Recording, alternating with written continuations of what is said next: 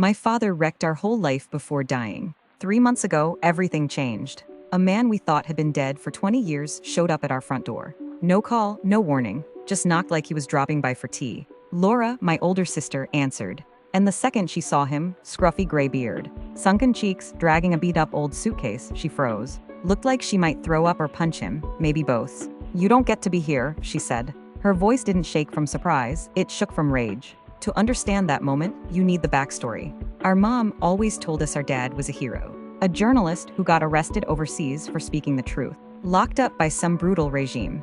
Then came the letter. He died in prison from untreated pneumonia. No body, no real goodbye, just a box of ashes and a legend. We grew up believing that version of him. Laura hated it, said even heroes don't get a free pass. He left, she used to say, and gone is still gone. Michael, our brother, was different. He held on to the story, thought about it a lot but rarely said anything. The day Dad returned, Michael just stared at him, then asked quietly, "How'd you get out, and why now?" As for me, I didn't know how to feel.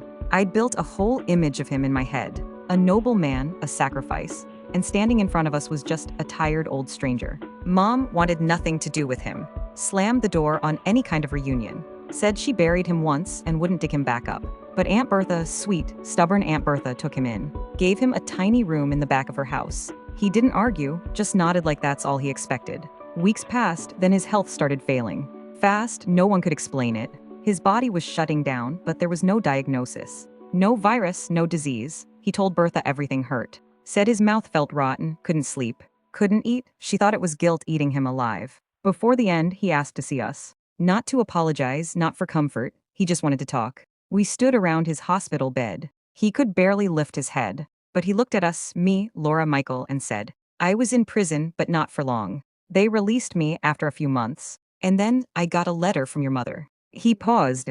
"She told me I wasn't your biological father. That she loved me, but she'd lied." He didn't cry. He just said it like someone putting down a weight they'd carried for far too long. I felt like everything I had was fake, so I disappeared. That was it. That was the reason he left. Not prison, not politics. Just the collapse of his world and ours too. None of us said a word, we just stood there, holding pieces of the story we thought we knew. He died 2 days later, and this time he stayed gone.